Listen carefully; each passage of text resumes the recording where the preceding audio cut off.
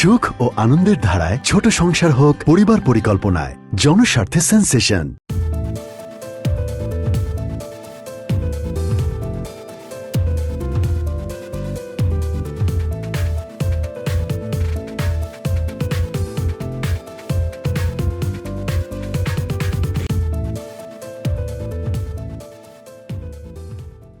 সুর এর মানে কি? সুর আমাদের হৃদয়ে এতটা গভীর জায়গা কি করে রাখতে পারে? সেটা আধুনিক সুর হোক, সেটা দেশের গান হোক, সেটা প্রেমের গান হোক, আর যদি হয় সেটা লোকসঙ্গীত, লোকের মুখের কথা কি করেই বা আমাদের প্রাণে এতখানি জায়গা পায়? সে উত্তর নানান মানুষ নানানভাবে দিতে পারেন, কিন্তু সে উত্তরটা সবথেকে বেশি পরিষ্কার হয় যখন আমরা গান শুনি, গানের অর্থ বোঝার চেষ্টা করি, এবং সে গানের অর্থ বুঝতে গিয়ে নানান মানুষ নানান রকমের দর্শনের সাথে আমাদের পরিচয় করিয়ে দেন, আমাদের হৃদয়টা পরিপূর্ণ করে তোলেন। তেমন একজন মানুষকে কিন্তু আজকে তার কথনের সেটে আমরা আমন্ত্রণ জানিয়েছি, যিনি একজন প্রখ্যাত বাউল, একজন লোকসঙ্গীত শিল্পী, যিনি একজন শিক্ষক, যিনি একজন সুর সাধক, যিনি একজন শিল্পী, আমাদের ভীষণ প্রিয় মানুষ, প্রখ্যাত লোকসঙ্গীত শিল্পী শফি মণ্ডল। শুভেচ্ছা জানাচ্ছি তাকে।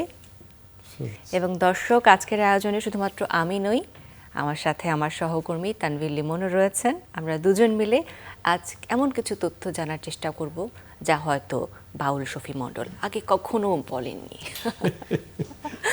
কি মনে হয়, পারবো আমরা? আমি মনে হচ্ছে আমি পারবো না, এরকম আমার ভয় পাচ্ছি আমি ভীষণ। তারপরেও একসাথে সময় কাটাবো তো, হয়তো বা আপনি সহযোগিতা প্রশ্নের মধ্যে উত্তর করে দেবেন, আমি বোধহয় পারবো, এরকম সাহস। কি বিনয়, আহা কি বিনয়! সুর এভাবেই মানুষকে বিনয় করে, তাই না? আচ্ছা, জীবন কেমন কাটছে? জীবন তো একর আনন্দে, মহানন্দে, ভাবানন্দে, প্রেমানন্দে, সব সময় বিন্দাস। প্রেমানন্দে? হ্যাঁ। প্রেমটা কিসের প্রেম? শুধু সুরের প্রেম? সুরের তো, সুর তো ঈশ্বর, আমরা সুরের সাথেই তো প্রেম করি। হ্যাঁ, আমার আর কে আছে বলুন? আমরা সব কিছু ত্যাগ করে এখন সুরের মধ্যে মিশে থাকি, শুধুই আমি আমার মধ্যে আমাকে খুঁজি, এই তো আমার কাজ। সুতরাং আমার প্রেমের মধ্যে কোনো হেতুও নাই, আমার প্রেমে কোনো দোষও নাই, কেউ বুঝতেও পারবে না আমি কার সাথে প্রেম করছি। সুরের জন্য কি কি ত্যাগ করেছেন? আর কি কি ত্যাগ করার কথা বলছি? আমি এখন তো একেবারে বৈরাগী। সবই আমার, আর আমার বলতে কিছু রাখি নাই, তারপরেও সব আছে। মানে মানে ফেলে দিব কাকে, কাকে দিব রেখে, কতদিন যাবে ধুলাবালি মেখে। হ্যাঁ, ছুঁয়ে ছুঁয়ে ফেলি, ধুয়ে ধুয়ে ফেলি, তবু থাকে জীবনে। সব ফেলে দিলেও কিছু থেকে যায়, মুছতে তো পারি না। তার কারণ একটা দীর্ঘ পথ পাড়ি দিয়ে আসছি না, এই বয়সটা তো একেবারে হাঁটতে হাঁটতে অনেক রাস্তা পার হয়ে আসছি। এই রাস্তার যে একটা অভিজ্ঞতা, এই অভিজ্ঞতাই আমাকে অনেক কিছু শিখিয়েছে। এই জীবন। কিন্তু সঙ্গীত শিল্পী শফি মণ্ডলকে তো আমরা সবসময় এমন বেশভূষায় দেখিনি, তাই না? আগে তাকে আমরা একটা অন্য রূপে দেখেছি। তাহলে আপনি কি বলবেন, জীবনে কি এমন কোনো ঘটনা আছে যে ঘটনা আপনাকে আজকে শফি মণ্ডল করে তুলেছে? না, ঘটনাটা এমনই, একটা সময় আমার মনে হয়েছে যে আমার জীবনটা একটা বাউলামি জীবন, সুতরাং এর শেষটা আমি দেখতে চাই। শেষ দেখতে যাই একটা সময় এসে মানে গুরু দীক্ষা নিয়েছি। গুরু দীক্ষা নেওয়ার পরে গুরু এক সময় মনে করেছে যে তোমাকে এখন গুরু হয়ে যেতে হবে, তাহলে তোমাকে কি কি ত্যাগ করতে হবে? তো আপন সুরত ধ্বংস করে দিতে হবে। আপন সুরতটা ধ্বংস করার কি কাজ? তখন সর্বকেশী, তখন মুখে দাড়ি রেখে দিলাম, আমার ভিতরেটা আমিও থাকলাম, আর ধ্বংস করার এটা হলো আমার গুরু। তাহলে আমি এবং আমার গুরু আমি একসাথে থাকি এখন। আমার মধ্যে আমাকেই দেখি। একে তো বৈরাগী জীবন। হ্যাঁ, বৈরাগীদের যতটুকু আমরা জেনেছি যে সংসার ধর্মের বাইরে গিয়ে তারা জীবন যাপন করেন। এর আগে আপনার গুরু থেকে একটি নিজের পরিবর্তন, ওই আগের জীবনটা আসলে কেমন ছিল? ওই সময়টায় আসলে আধ্যাত্মিকতা, ভাবনা বা জীবন জীবিকা কেমন ছিল ওই সময়টা? তাহলে গানে গানে বলি, শোনেন। আচ্ছা, এটা সুবিধা হবে আপনার। মিছে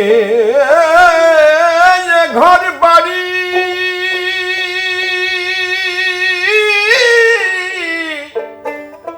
মিছে ধন টাকা করি,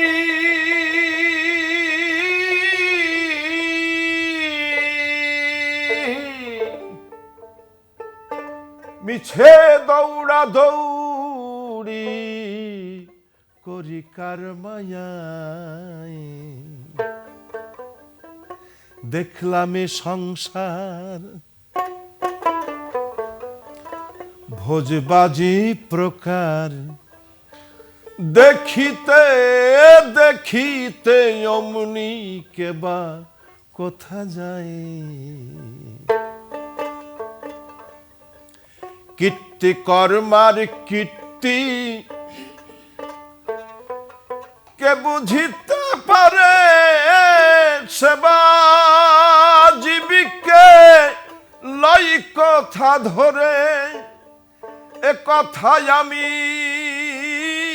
শুধাইব কারে, নিগুড় তত্ত্ব অর্থ কে বলবে আমায়, দেখলাম এ সংসার ভোজবাজি প্রকার। সব দেখলাম, আসলে কোনো উত্তর পাইনি, জীবনের কোনো উত্তর পাইনি, কিন্তু উত্তরের মাঝপথ দিয়ে হাঁটছি, উত্তরের মধ্যে দিয়ে। তখন ধাক্কা খেলে আমি পড়ে যাচ্ছি, এটা সত্য, এটাও একটা উত্তর। এবং সেখান থেকেও যে শিখছি, শাস্ত্র বলছে যে 26 থেকে 28 বছর মধ্যে যে তুমি বাংলাদেশ অথবা পৃথিবীর যে কোনো সর্বোচ্চ বিদ্যাপাঠ থেকে সর্বোচ্চ শিক্ষিত বিবেচনা করে তোমাকে একটা শিক্ষিত ব্যক্তি হিসেবে সার্টিফিকেট দিয়ে দেবে, আর কোনো শিক্ষা প্রতিষ্ঠান নাই, তখন কর্মজীবন। কিন্তু আমাদের শাস্ত্র আবার বলছে তোমাকে শিখতে হবে দোলনা থেকে কবর পর্যন্ত। তাহলে 28 বছর পরে যখন উচ্চশিক্ষায় শিক্ষিত হয়ে আমরা পরে যাচ্ছি, তখন কার কাছে শিখবো, কোন বিদ্যালয়, সে বিদ্যালয়ের নাম কি, আর কি শিখবো, কি শিখব? সে বিদ্যালয়ের নাম হলো সমস্যা, সে বিদ্যালয়ের নাম হলো বাধা, সে বিদ্যালয়ের নাম হলো গুরু। এর কাছ থেকে শিখতে শিখতে যেতে হবে, শিখতেই হবে। এখন একবারও আমি বলতে পারবো না যে আমি জানি, তাহলে আপনার জীবনযাত্রা থেমে যাবে সাথে সাথে। তার কারণ আপনি আজ যা জানেন, আগামীকাল তা বাদ। গানের মাঝে কিন্তু বললেন যে পয়সার পেছনেও ছোটা যাবে না, পয়সা খোঁজা কিচ্ছু যাবে না, না। কিন্তু পয়সা ছাড়া কি আসলে জীবন চালানো আমি সম্ভব? সেটা বলি নাই, সেটাই। পয়সা ছাড়া জীবন চলবে না। আপনি আপনাকে এমন ভাবে তৈরি করেন, আপনি পয়সার পিছনে ছুটবেন কেন, পয়সা আপনার পিছনে ছুটবে। আপনার পেছনে কি পয়সা ছুটছে এখন? অবশ্যই ছুটছে, আমরা তো কিছু করি না, কারো কাছে একটা টাকাও চাই না, কিন্তু আমাদেরকে অনেক টাকা দেয়, আমাদের অনেক কিছু আছে, চলছে তো। তার কারণ রিজিকের মালিক তো আল্লাহ, আল্লাহ এটা স্বীকার করতে হবে। অবশ্যই। আল্লাহ তার মনোনীত প্রার্থীকে দৌলত দান করেন এবং যখন খুশি নিয়ে নেন, এতে কারো কিছু করার নাই। তাহলে আমি আমাকে সেইভাবে উপযুক্ত করব যেন আমার চতুর্কুল, যেমন পিতাকুল, মাতাকুল, শিক্ষাকুল, গুরুকুল, সমস্ত চতুর্দিকে আমাকে নিয়ে, আমার গ্রাম, আমার এলাকা, সব কিছু আমাকে নিয়ে অহংকার করবে। সে বলবে সে আমার গ্রামের ছেলে, সে বলবে আমার সন্তান, সে বলবে আমার ভক্ত। কিন্তু আমি যেন কখনো অহংকার করি না করি যে আমি অমুক, সেখানে থেমে যেতে হবে। তো এখন আপনাকে পর্দায় এমন একজনের গান শোনানো বা দেখানোর চেষ্টা করব যে আপনাকে ভীষণভাবে ভালোবাসে, আপনার ভক্ত, এবং চেষ্টা করছে আপনার স্টাইলে আপনার সুরটাকে একটু আয়ত্ত করা। মায়রা রেজা খান, যিনি আমাদের চ্যানেলের ব্যবস্থাপনা পরিচালক, পরিদরেজা সাগরের ছোট্ট নাতনি। একটু একটু দেখে আসি, চলুন।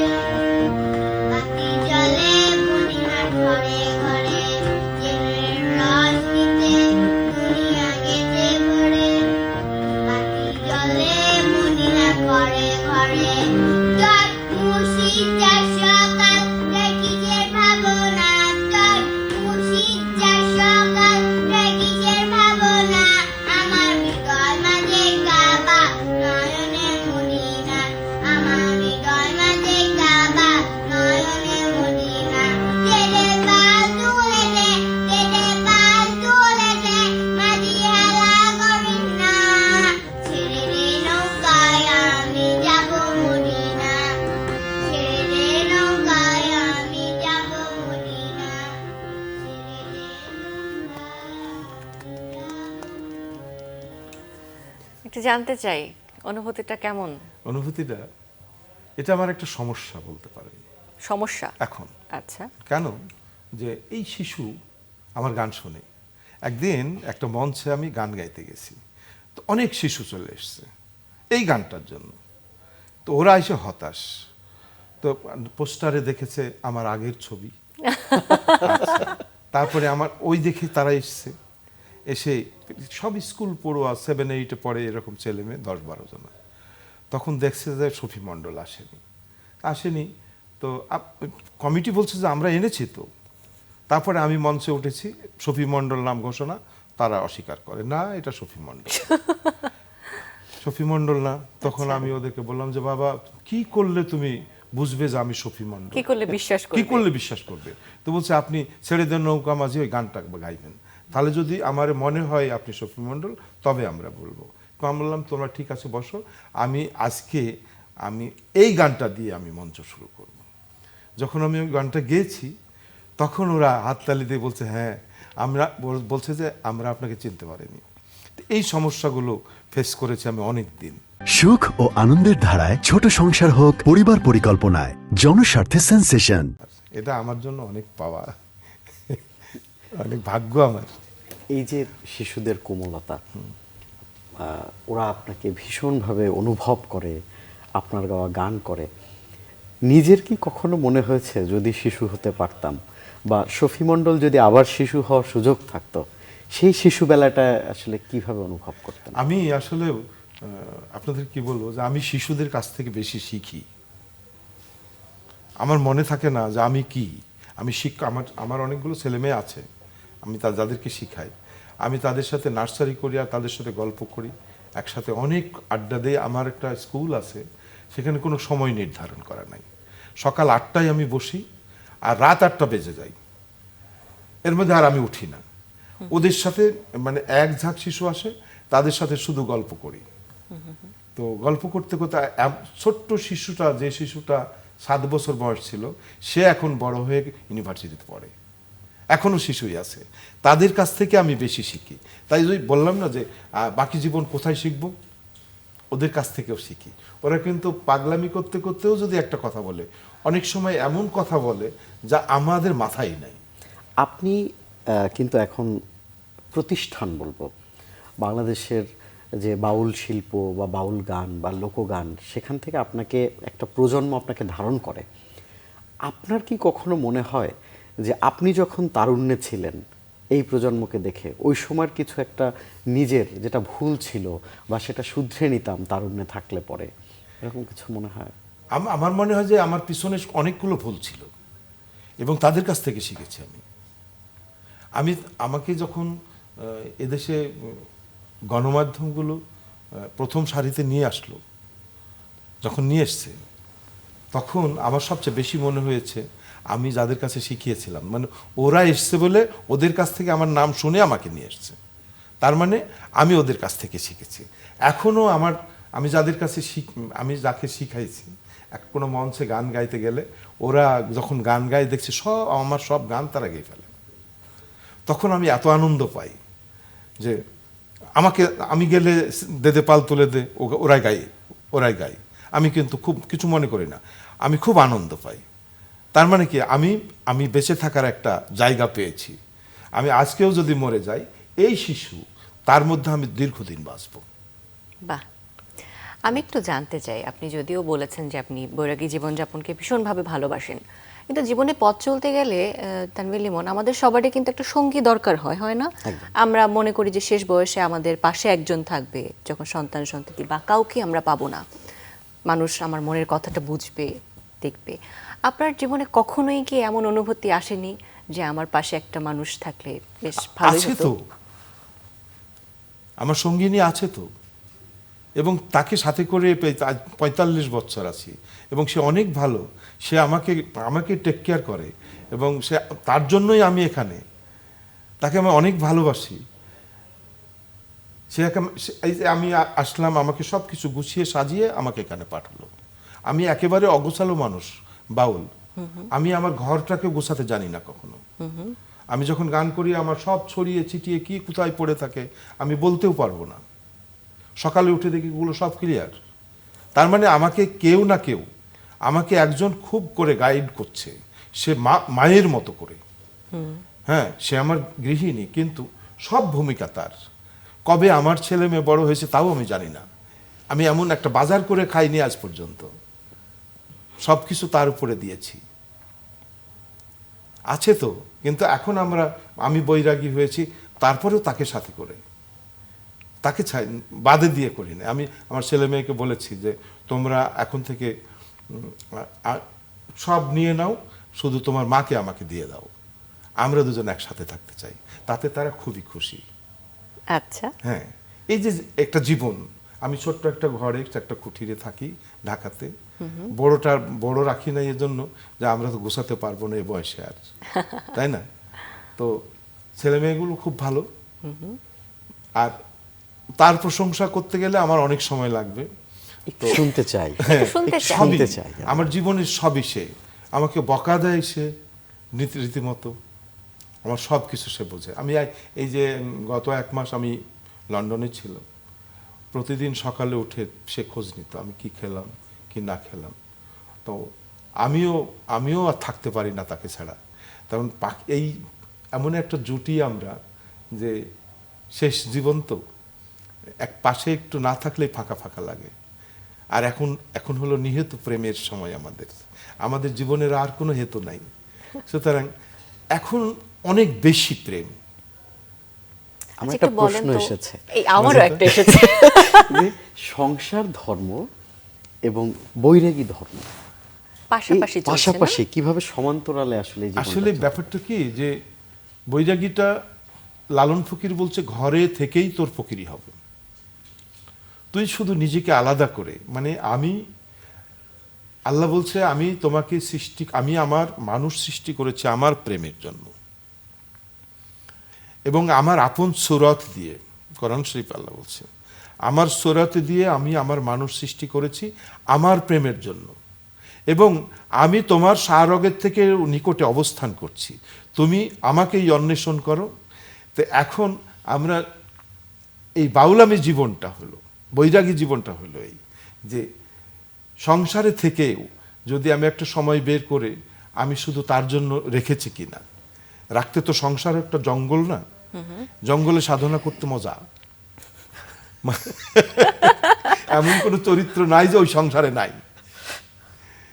ওই জঙ্গলে সাধনা, ওর মধ্যে থেকে নিজেকে একটু আলাদা করে নেব, আলাদা করে নিয়ে আমি আমাকে ভাববো যে সে আমার নিকটে আছে সত্যি কিনা।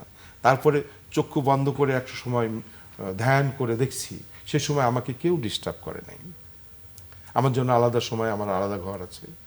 তা আমি যখন তার কথা ভাবছি আলাদা করে, চোখ খুলে কিন্তু আমি আমাকেই দেখি। তার কারণ সৃষ্টিকর্তার রূপ কখনো কেউ দেখেনি এবং কোনো শাস্ত্রেও প্রমাণ নাই। সবাই বলল, লালন ফকির বলছে বাড়ির কাছে আশ্রীনগর পশ্চি বসত করে, আমি একদিনও না দেখিলাম তারে। পাখি পুষলাম চিরকাল নীল কিলাল, একদিনও দেখলাম না সেরূপ সামনে ধরে। হাসান রাজা বলছে আমার মাস্ত বাহির হইয়া দেখা দিল আমারে, আপনার রূপ আমি দেখিলাম রে। ও যার আপন খবর আপনার সবকিছু নয়। লালন ফকির বলছে দেখেন, আর কেন মন ঘুর বাহিরে, বাহিরে যার তত্ত্ব করো অবিরত, সে তোমার আত্মা চক্রে বিহারে। বামে ইরানারী দক্ষিণে পিঙ্গলা, সে রজগুণে করিতেছে খেলা। মধ্যে শতগুণ সুষম্মা বিমলা, ধর ধর তারে সাদরে। কুলকুণ্ডলিনী শক্তি বায়ু বিকারে, অচৈতন্য হয়ে আছে মূলাধারে। গুরুদত্ত তত্ত্ব সাধনেরই জোরে, চাতুন কর মৌন তাহারে। এই তো সাধনা আমার মধ্যেই সব আছে।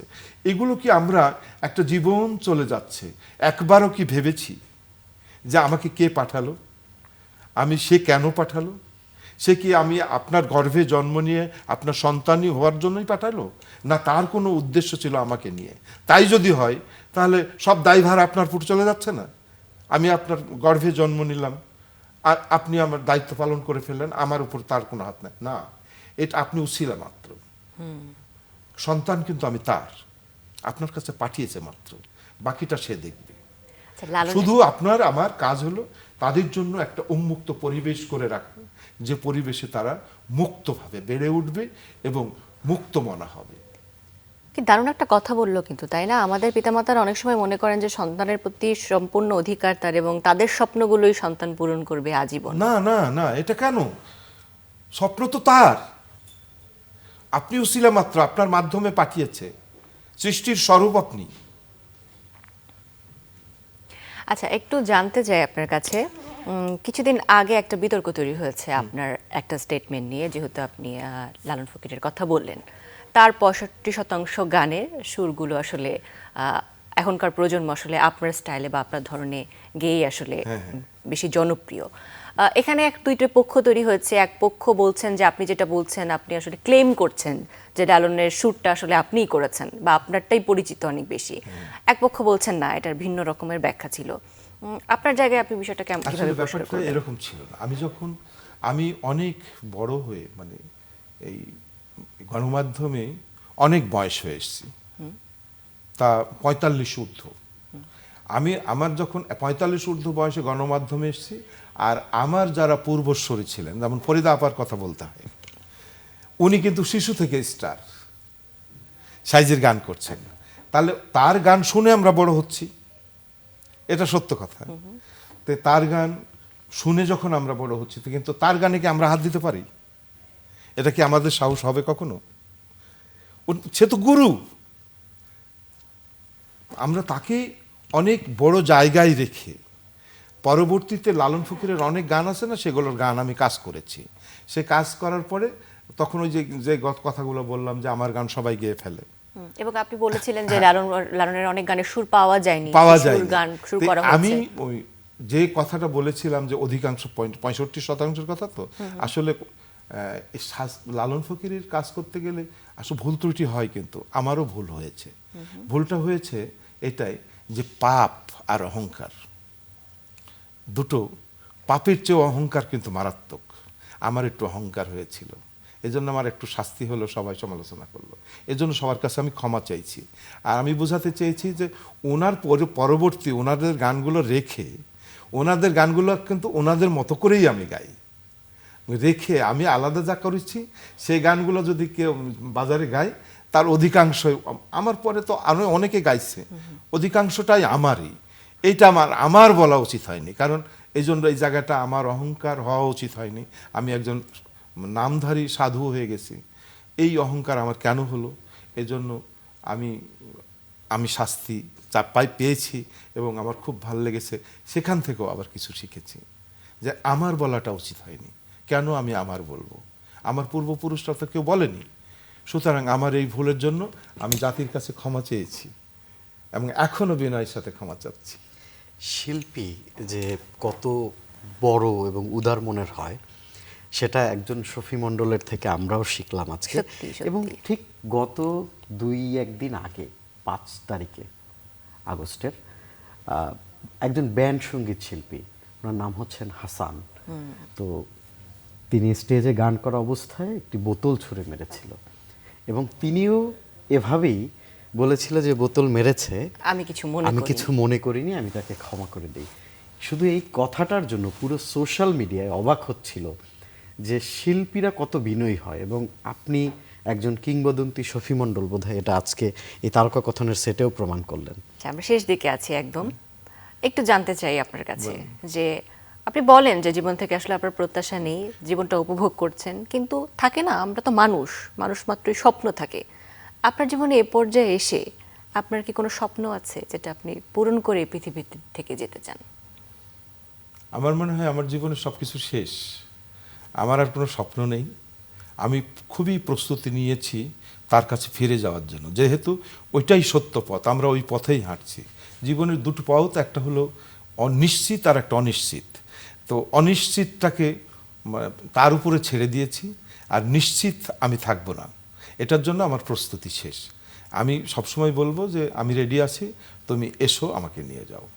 সুতরাং আমার আর কোনো প্রত্যাশা নেই। আমি খুব ভালো আছি আনন্দে, মহানন্দে, ভাবানন্দে, প্রেমানন্দে। আপনি মৃত্যুর মতো ভয়কে কিভাবে এত সাহসে মেনে নিলেন, জয় করে সাহসের নিলেন? সাথে জয় এটা করে খুব ভালো লাগছে এখন, যে আমি মরার আগেই তো মরেছি, এখন আর মরণের ভয় কি।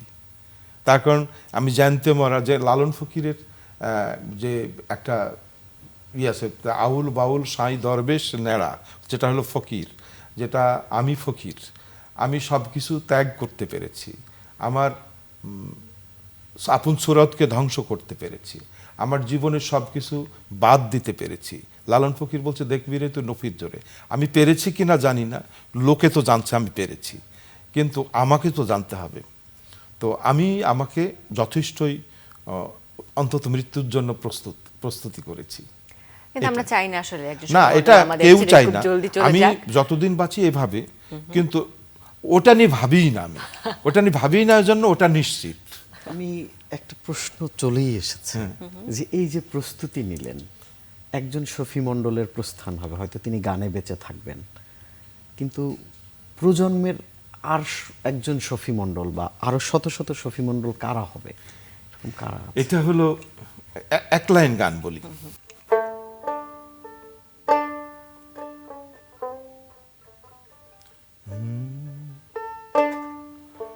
বেদপুরা নদী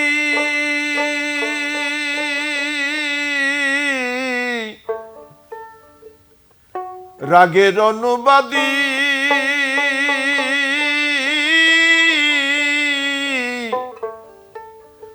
নব অনুরাগী তাদাই রে ফেলে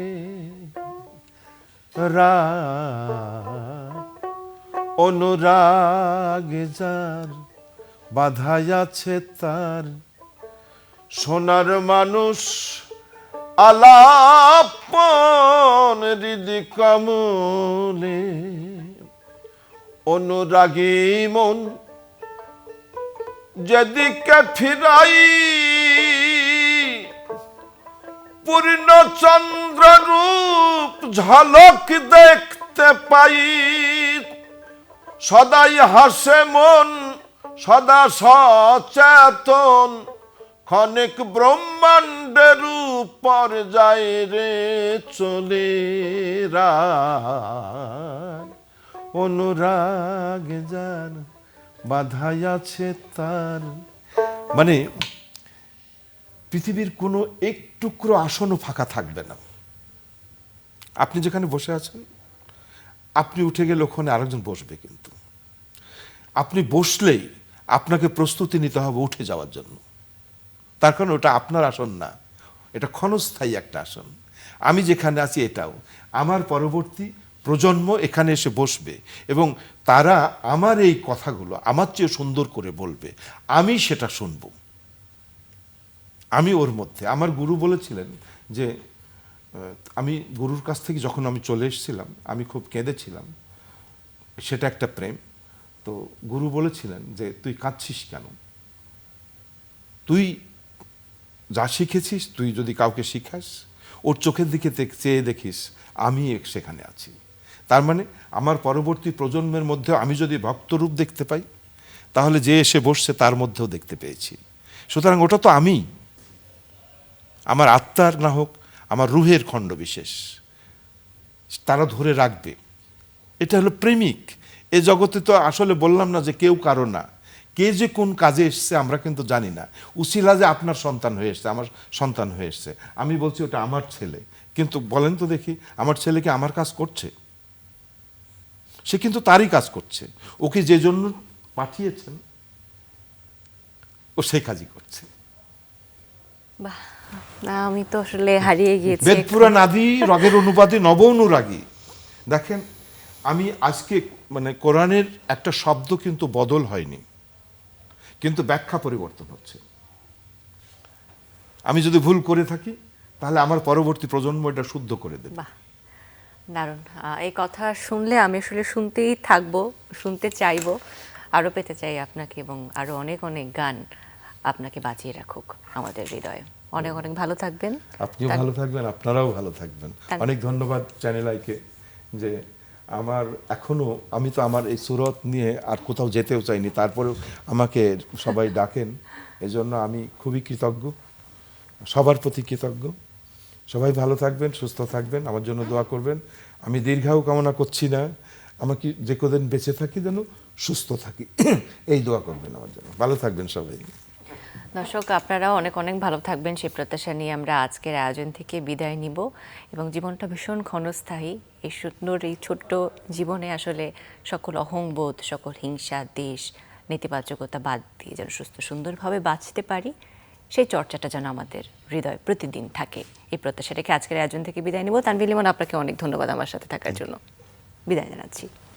সুখ ও আনন্দের ধারায় ছোট সংসার হোক পরিবার পরিকল্পনায়, জনস্বার্থে সেন্সেশন।